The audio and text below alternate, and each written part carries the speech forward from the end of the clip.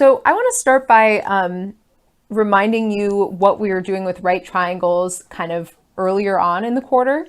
So we're not really getting into inverse trig just yet. But so remember from earlier in the quarter, I forget when exactly we did this, like pretty early, maybe even the first week, so remember from earlier, if you know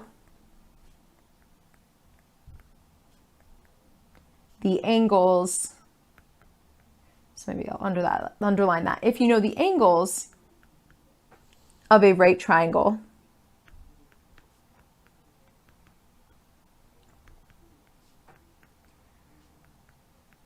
you can use trigonometry, or I'll say trigonometric,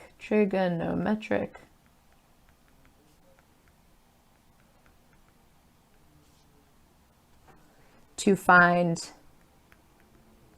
the sides. So just to give a brief example, like let's say that you have a right triangle.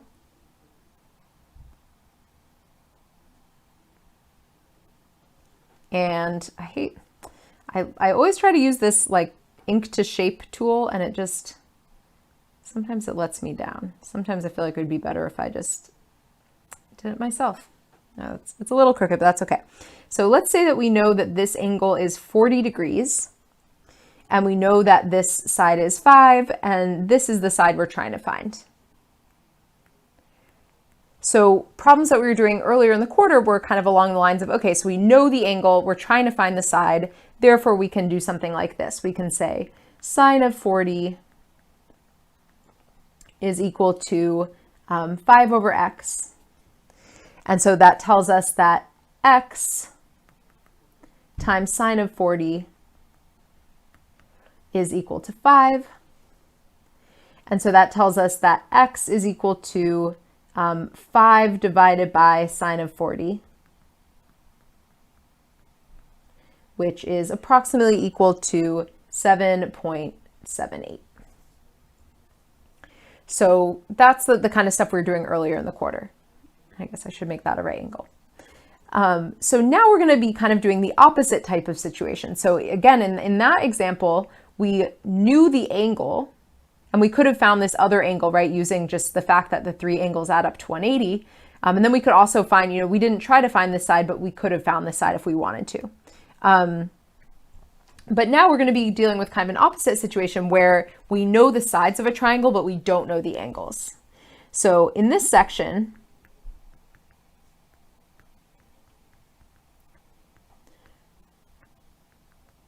we will see that if you know the sides of a right triangle,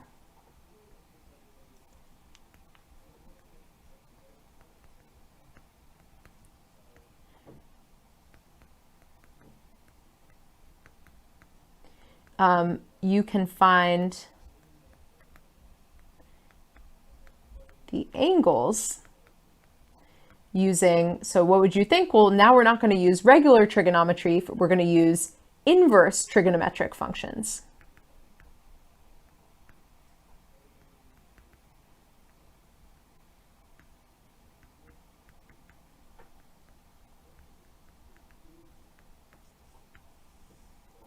So for example, let's say that we had a triangle. I'll give this thing another try. So let's say we have a right triangle, and we know that we know two of the sides. Let's say we know that this side has a length of 6 and this side has a length of 9. And let's say we're trying to find this angle.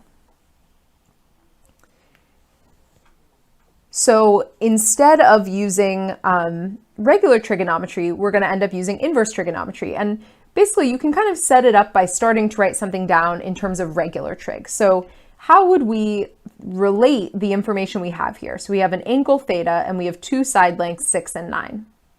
And so going back to right triangles, remember that we had this kind of language where we said the adjacent side, the opposite side, the hypotenuse. in this case, we know the adjacent side and we know the hypotenuse. And so that corresponds to cosine, right? Cosine is the function that relates an angle together with the adjacent and the hypotenuse sides. And so we can say cosine of theta is equal to 6 over 9, which reduces to 2 over 3. And so what does that mean about how to find theta? Well, because cosine and inverse cosine kind of work backwards from each other, that tells us that theta is going to be equal to inverse cosine of 2/3. And so if you type this into a calculator, you'll find that that's approximately 48.19 degrees. So by the way, in this section, for the most part, we'll be working in degrees just because they're a little bit more kind of relatable for these kind of real world situations versus on the unit circle where we're usually looking at things that are more kind of like perfect multiples of certain angles. So why did this work the way it does? Well, because remember, regular cosine, you plug in an angle and out comes a number.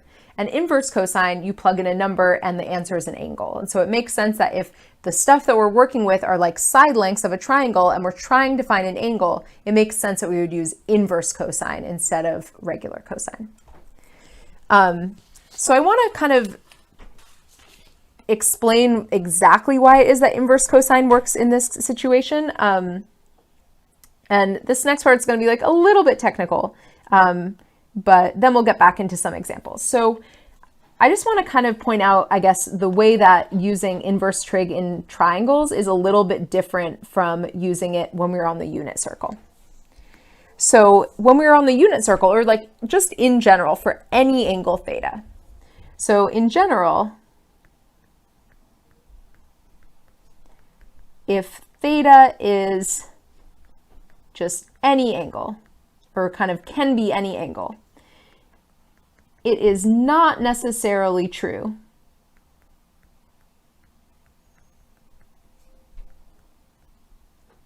that let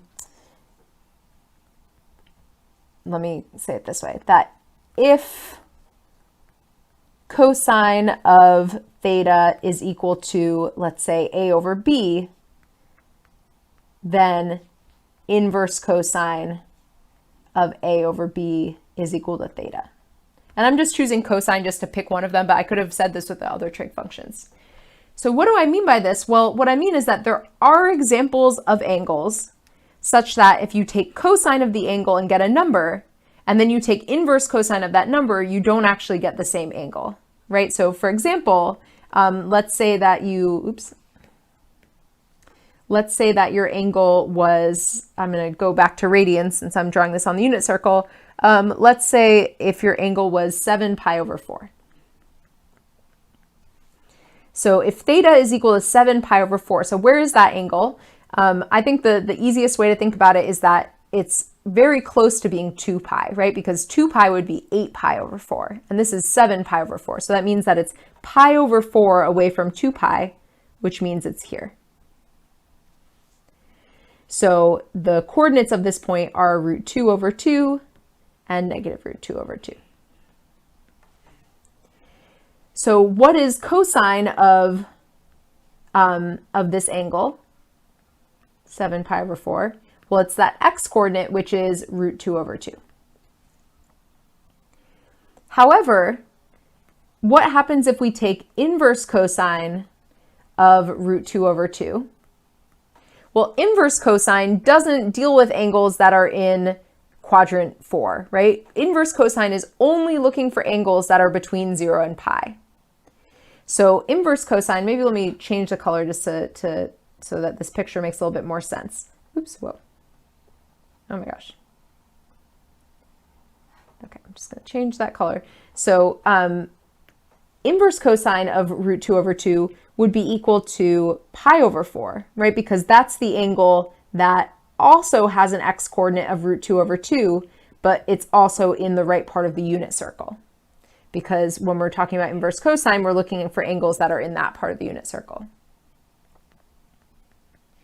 So we just kind of came up with an example where when you take cosine of the angle, you get a particular number, but when you take inverse cosine of that number, you don't get the same angle that you started with. So that's kind of the way it is in general. However, if you know what quadrant you're dealing with, then you can say something like that. So, and let me just write down one other thing here, which is that basically same is true for sine and tangent. I'm just, I just chose to use cosine as an example. So basically, if we had placed a restriction and we had said, instead of saying theta could be any angle, if we said if theta is an angle between 0 and pi. So if we started with an angle between 0 and pi, it would be true that you would get like the same thing by doing, cosine of the angle and then taking inverse cosine. Because like in this picture, let's say that we had started with the angle pi over 4. So then you would have gotten pi over 4 back, right? It would, cosine of pi over 4 is root 2 over 2, and inverse cosine of root 2 over 2 is pi over 4. So if you're in the right part of the unit circle, you do have this kind of back and forth perfect correspondence.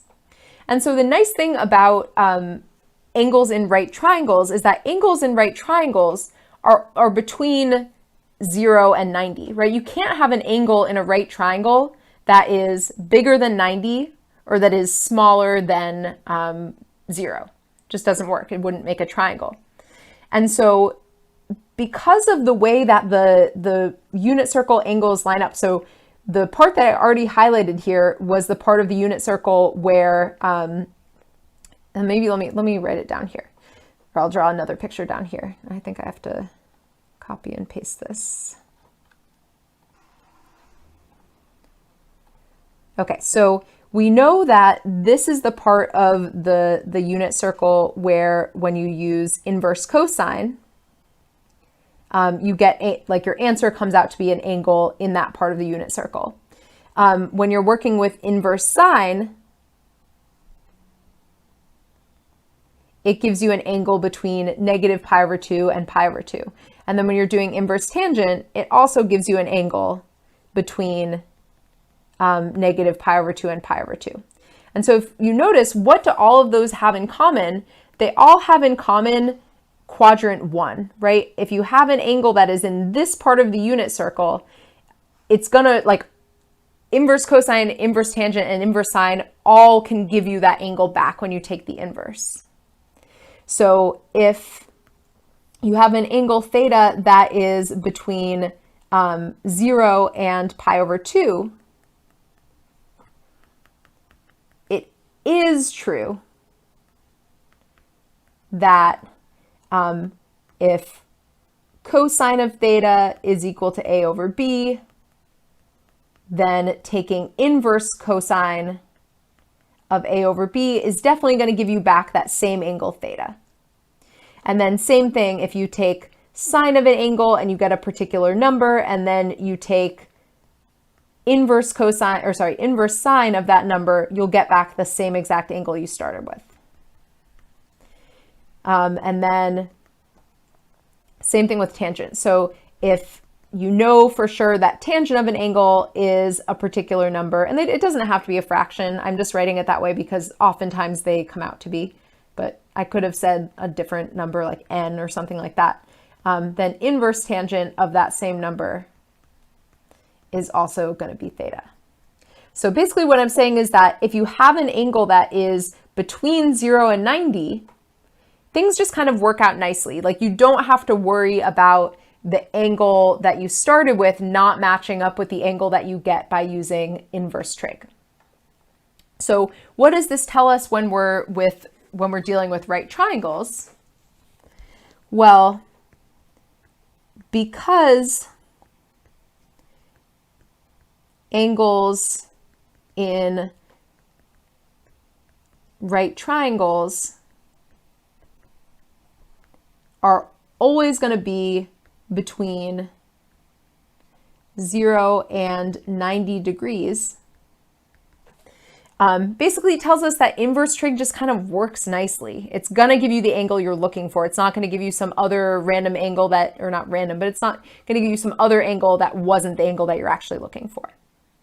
So what we can say in general is that if you have a right triangle, let me change color. I feel like I want to make this next part stand out a little bit more. What color should I use? I wish I had a live audience so you could give me your request. Let's do purple. So if you have a right triangle,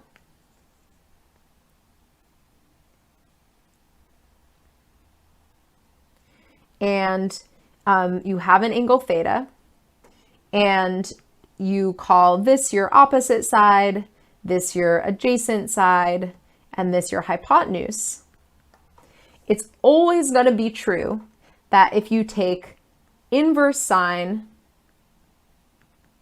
of the opposite side over the hypotenuse, you're going to get your angle theta. And if you take inverse cosine of the adjacent side over the hypotenuse, you're going to get your angle theta. And if you take inverse tangent of the opposite side over the adjacent side, you're going to get your angle theta. So basically, what am I saying now? I'm basically justifying what we did in that first example. So first example, we used inverse trig, and now I'm telling you why it is that you can use it. You can use it because you are guaranteed to get the right angle back because your angle is in the right part of the unit circle, or it's in like the right range of angles that we know that inverse sine, cosine, and tangent are all going to give you the right kind of answer. Okay, so let's do some examples. We're going to do a couple more that are just like, or one more that's just like a picture of a triangle. And then we'll do a couple that are word problems. So let's say that we have a triangle here. So very long and skinny triangle. Oh, that one came out pretty good. So let's say that we know that this side is length 10 and we know that this side is length 50, and we're trying to figure out what is this angle here. So if you think about it, basically what I would recommend doing on these questions is look at the information you have and what you're looking for and figure out what can relate that information. So the information we have is this side, and then we're looking for this angle. And so the relationship amongst those is that it's the opposite and the adjacent side. So because we know the opposite and the adjacent side, that tells us that we should use inverse tangent. So you don't have to write down this first step, but I think sometimes it's nice to first kind of write things down in terms of regular trig. So tangent of this angle would be 10 over 50, right? Opposite over adjacent. And that reduces to 1 over 5.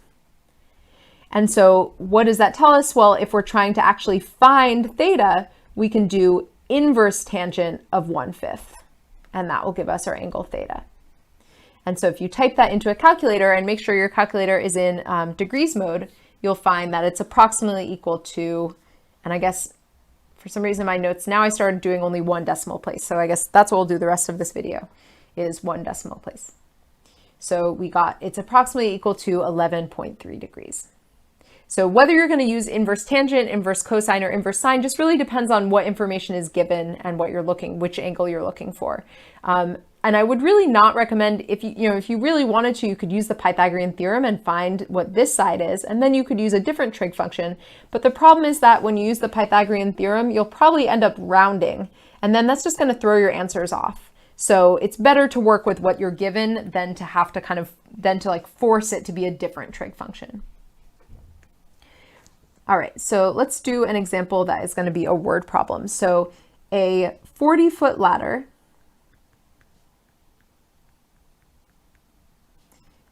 is leaning against a building.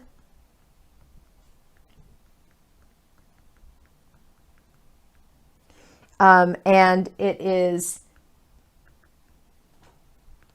it's like base, it's 6 feet away from the bottom of the building.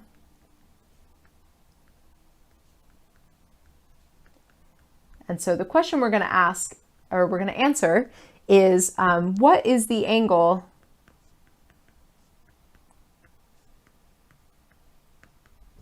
between the top of the ladder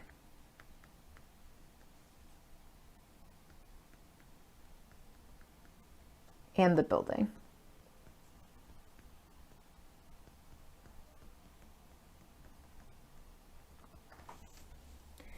Okay, so let's draw a picture and see what's going on here. So we have our building. So I'll just put some windows on this so we know it's a building. Okay, so here's our building. And then we have a ladder that is leaning against the building.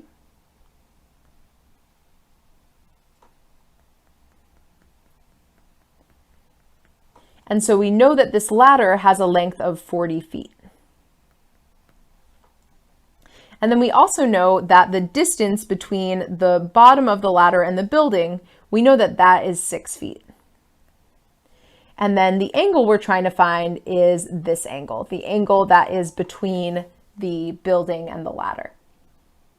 And so in this case, if we look at what sides we have the opposite side and the hypotenuse. And so that tells us that we want to use inverse sine. And so we can start by writing down sine of theta is going to be equal to 6 over 40. And you don't have to reduce this, but it's like you might as well. So what does 6 over 40 reduce to? Well, they're both divisible by 2. So we can rewrite this as 3 over 20. And so that tells us that to find theta, we can do inverse sine of 3 over 20. And if you type that into a calculator, that is approximately equal to 8.6 degrees.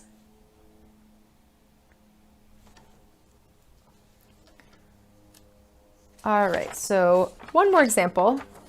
And this one is going to be with an angle of depression, because I think those ones are sometimes a little bit trickier to kind of visualize what's going on.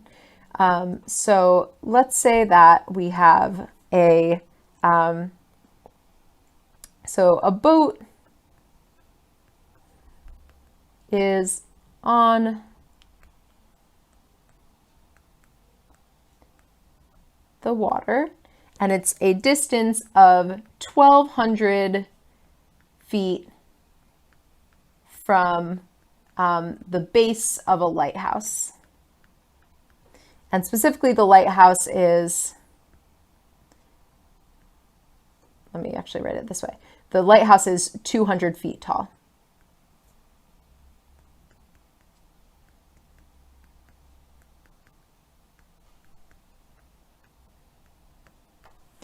And so the question is to find the angle of depression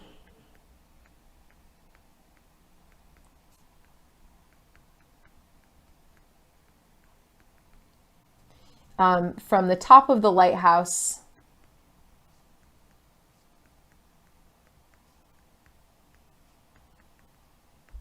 to the boat.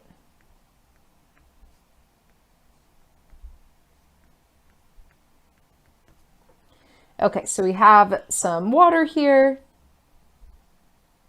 and we have our lighthouse, which I'm not even going to try. I'm just going to go like this because well, I'll make it a little better than that. Okay, so here's our lighthouse, and we know that this is 200 feet tall. And then we have a boat out on the water somewhere.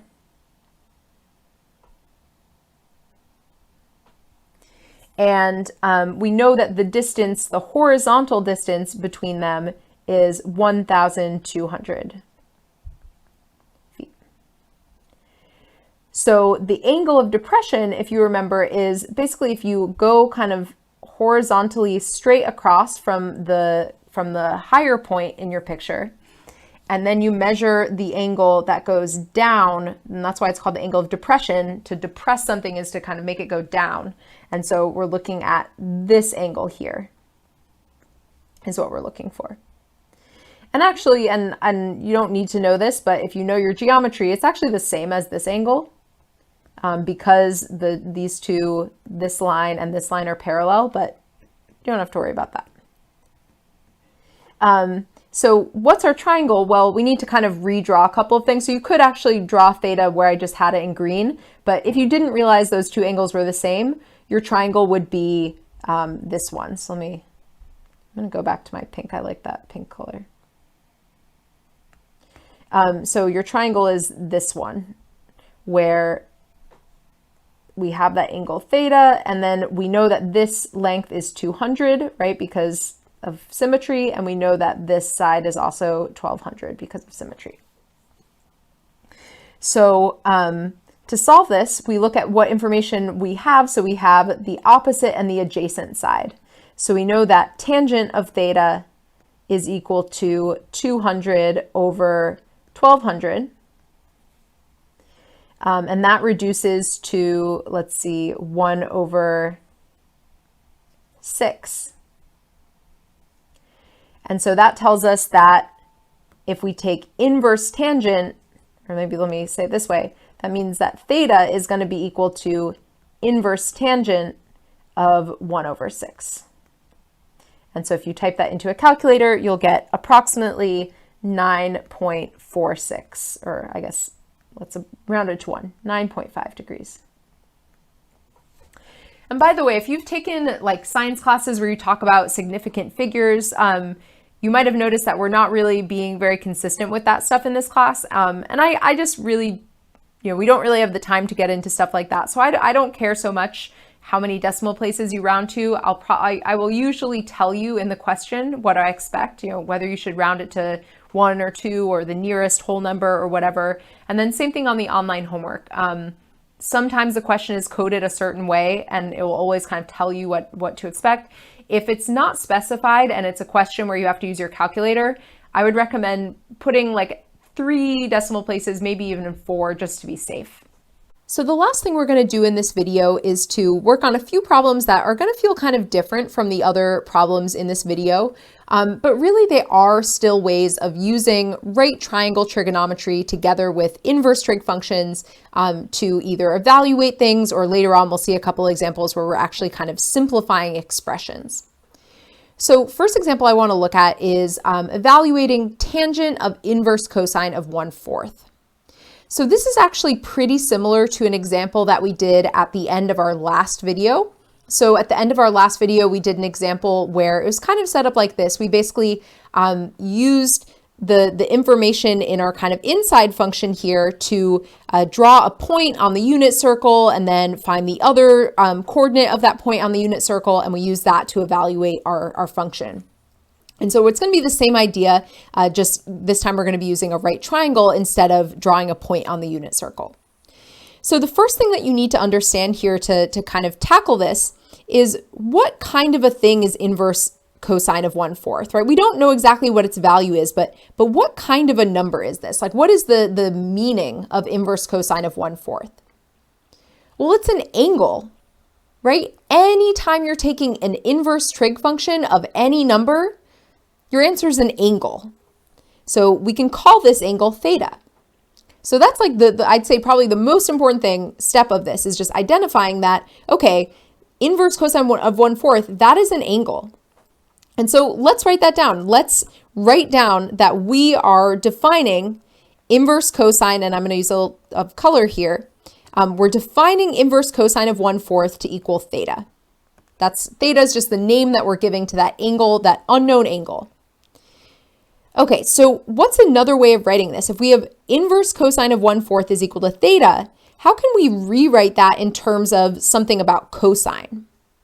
Well, because it's two functions that are inverses, inverse cosine and cosine, if inverse cosine of 1/4 is equal to theta, that must mean that cosine of theta is equal to 1/4. Okay, so where do we go from here? Well, if we know that cosine of theta is equal to 1/4, let's think about what that would be telling us in terms of right triangle trigonometry. So, if we have a right triangle, and we'll sketch one in a moment, and we know that cosine of an angle is 1 over 4. What side lengths is that telling us about? Well, cosine is equal to adjacent over hypotenuse, right? And so basically this is telling us that the ratio of the adjacent side and the hypotenuse is 1 over 4. It doesn't necessarily mean that the adjacent side is exactly 1 and the hypotenuse is exactly 4, but we can do that. We can choose those lengths. Really, any lengths where the ratio is 1 over 4 are going to work. So we might as well choose the easiest one, which would be making the adjacent side 1. So this would be 1, and then the hypotenuse would be 4. But like, for example, you could also do 2 and 8, right? Or 3 and 12. Any numbers that one of them is 4 times as large as the other. Okay, so what are we actually trying to find in this problem? Well, we're trying to find tangent of theta, right? We're trying to find tangent of inverse cosine of 1/4, but inverse cosine of 1/4, we decided to call that theta. And so we're really trying to find tangent of theta. And so what do we need in order to find tangent of theta? Well, tangent of theta is going to be equal to, tangent is opposite over adjacent, right? And so we need to know the opposite side and the adjacent side. And so if we look at our picture here, we have the adjacent side, right? That was 1. We still need the opposite side. And so we can find that just using the Pythagorean theorem. So if you use the Pythagorean theorem, we can figure out that 1 squared plus b squared is equal to 4 squared. So that would be 1 plus b squared is equal to 16. And so that would be b squared is equal to 15. And because we're working with a right triangle, we can assume that our side lengths are all positive. And so the side length that we're missing here is going to be square root of 15. And so that tells us that tangent, if we take our opposite side over our adjacent side, well, that's just going to be square root of 15 over 1, which is just square root of 15.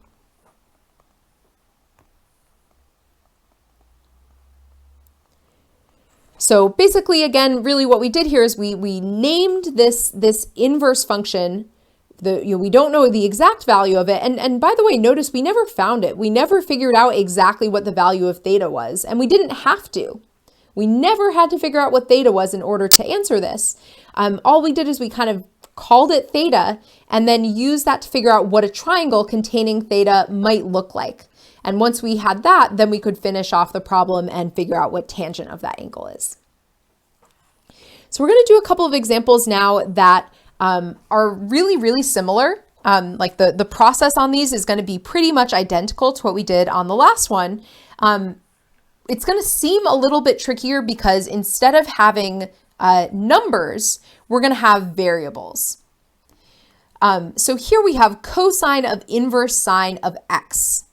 So in this case, we don't know what x is, but what we're going to be able to do is using the same process we did on the other one, we're going to be able to rewrite this as an expression that does not have any trig functions in it. So the first step is going to be the same as what we did in the last one. So inverse sine of x, we don't know what that is, right? We don't know what x is, so we certainly don't know what angle this actually is, but we do know that it is an angle, so we can call it theta. So we decided that we're going to let inverse sine of x equal theta. Theta is the symbol we're using to represent whatever angle this turns out to be. So how can we now rewrite this as a statement in terms of sine instead of inverse sine? Well, if inverse sine of x is equal to theta, it must be true that sine of theta is equal to x. Okay, so now we have to figure out how we can use this to draw a right triangle. So the key thing in doing that is realizing that, well, x is the same as x over 1, right? We might as well rewrite this as just x over 1. And so now that we have it rewritten as x over 1, now we can interpret this as telling us two different sides of a right triangle. Right, so sine is supposed to be opposite over hypotenuse. And so it looks like we're going to be sketching a right triangle where we're going to label the opposite side with x and the hypotenuse with 1. So let's go ahead and do that. And we don't really need to be precise at all about what this triangle looks like because one of the side lengths is just x. We're never going to actually find out what it is. We're just kind of labeling it that way. And so if this is our angle theta, then the opposite side, so the side across from theta, we're going to label that with x, and then we're going to label the hypotenuse with 1. And then in this problem, we're trying to find cosine of theta, right? It was originally written as cosine of inverse sine of x, but we're using theta to represent inverse sine of x. So we're trying to find cosine of theta. And so to find cosine, we're going to need to know the adjacent side and the hypotenuse. And so we need to figure out what this adjacent side is. So how are we going to find the adjacent side? Well, same thing with the last one, we can just use the Pythagorean theorem. And it is going to look a little bit more complicated because, again, because we don't know what x is, we're not actually going to get a number for this side. We're going to get an expression in terms of x. But yeah, so if let's maybe call this side b, we could say x squared plus b squared is equal to 1 squared. And so that's x squared plus b squared is equal to 1. And so we're trying to solve this for b, right? We're trying to get this to be an expression for b in terms of x. So that would mean that b squared is equal to 1 minus x squared. And then if we take the square root of both sides, we would get b is equal to square root of 1 minus x squared because it's positive, right? Because it's a side of a triangle. And so now we can relabel this side as the square root of 1 minus x squared. And so now we're ready to write down cosine of theta, right? So cosine of theta is the adjacent side over the hypotenuse. And so in this case, that's going to be the square root of 1 minus x squared over 1. And so we can simplify that to just being the square root of 1 minus x squared. So I think this is kind of a cool kind of problem because we started with this expression that was in terms of trig and inverse trig functions. And what we ended up with was an expression that, would have made sense to you even in a different class, right? Square root of 1 minus x squared, that's like a much more common function. That's a lot easier to kind of make sense of. You can easily plug numbers in for x into that, versus this one is just kind of confusing to look at to really understand what it means.